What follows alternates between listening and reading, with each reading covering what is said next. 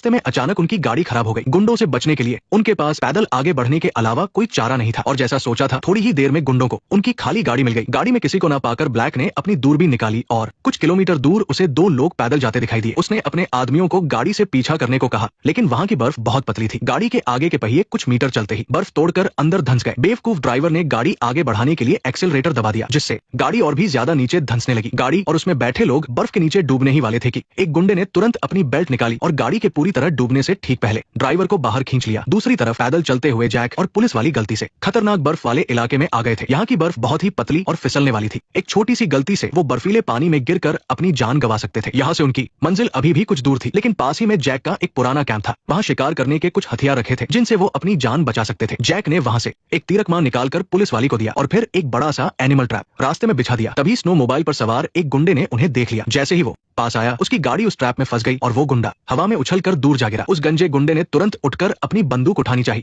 लेकिन इससे पहले कि वो बंदूक तक पहुंचता जैक ने उसे सीधा एक तीर मार दिया। वो तीर सीधा उसकी जांघ में लगा, लेकिन जैक ने दूसरा तीर नहीं चलाया बल्कि दौड़कर उससे नजदीक से हाथापाई करने लगा। लेकिन जैक को इस बात का अंदाजा नहीं था कि वो गंजा गुंडा कोई एक्स आर्मी वाला है। उसने कुछ ही सेकंड में जैक को बुरी तरह से बर्फ पर पटककर पीटना शुरू कर दिया। अपनी बेवकूफी की वजह से जैक की जान जाने ही वाली थी कि तभी उसकी नजर उस गुंडे के पैर में लगे तीर पर पड़ी। उसने बिना सोचे वो तीर झटके से बाहर निकाला और सीधा गुंडे के सीने में घूम दिया। गुंडे को समझ आ गया था कि अब उसका बचना नामुमकिन है, इसलिए उसने बंदूक उठाकर जैक को भी अपने साथ मारने की कोशिश की। ठीक उसी वक्त जैक के नीचे की बर्फ टूट गई और वो बर्फीले पानी में गिर गया। ये देखकर उस गुंडे ने अपनी मशीन गन से पानी के अंदर अंधाधुंध गोलियां चलानी शुरू कर दी। जैक बस अपनी किस्मत के भरोसे गोलियों से बचने की कोशिश कर रहा था। जैसे ही गुंडे को वो दिखना बंद हुआ, जैक चुपचाप उसके पीछे से बाहर आया और बर्फ से निकलते ही वो तीर सीधा उस गुंडे के पैर के आर पार कर दिया। ये बड़ा सा एनिमल ट्रैप एक जंगली सुअर की हड्डी तोड़ने के लिए काफी था और वो गुंडा भी इसकी चपेट में आकर मारा गया। जब बाकी गुंडे वहां पहुंचे तो उनका साथी बर्फ में एक ठंडी लाश बन चुका था। अपने बॉयफ्रेंड को मरा हुआ देखकर उस लेडी गैंगस्टर ने कसम खाई कि वो जैक और पुलिस वाली के टुकड़े टुकड़े कर देगी। जल्द ही रात हो गई। अपनी जान बचाने के लिए उन दोनों को बर्फीले तूफान में आगे बढ़ना पड़ा। पुलिस वाली को पता था कि 5 किलोमीटर दूर एक गांव है, बस एक बार वो वहां पहुंच जाए। वे लोग इस बर्फीले पानी के रास्ते से इसलिए जा रहे थे क्योंकि केवल इसी तरह वे अपने पैरों के निशान छिपा सकते थे ताकि गुंडे उन्हें पकड़ न ले। लेकिन उन्होंने ये नहीं सोचा था कि गुंडों की तरफ भी एक लोकल गाय था। कुछ ही देर में उन्होंने पास की पहाड़ी पर जैक और लेडी कॉप को देख लिया। लेडी गुंडी ने बिना कुछ सोचे बंदूक उठाई और उन पर फायरिंग शुरू कर दी, लेकिन तभी रॉकी ने उसे रोक दिया क्योंकि अगर जैक और लेडी कॉप को गोली लग जाती और वो मारे जाते तो उन्हें क्रैश हुए प्लेन की असली लोकेशन कभी नहीं मिल पाती और प्लेन में रखे करोड़ों डॉलर भी हमेशा के लिए गायब हो जाते। इसलिए उनका जैक और लेडी कॉप को जिंदा पकड़ना जरूरी था। इस बीच जैक को अचानक एहसास हुआ कि शायद गुंडों ने उनके भागने के रास्ते का अंदाजा लगा लिया है। इसलिए उसने लेडी कॉप को उस जंगल में ले जाने का फैसला किया जहाँ उसने कुछ साल पहले बड़े जानवरों का शिकार किया था। हालांकि दोनों ने बहुत सावधानी से बर्फ पर बने अपने पैरों के निशान मिटा दिए थे, लेकिन फिर भी गुंडों को उनके कुछ सुराग मिल ही गए। हालांकि गुंडों को ये नहीं पता था कि आगे जंगल में शिकार पकड़ने वाले कई जाल बिछे हैं। वे थोड़ी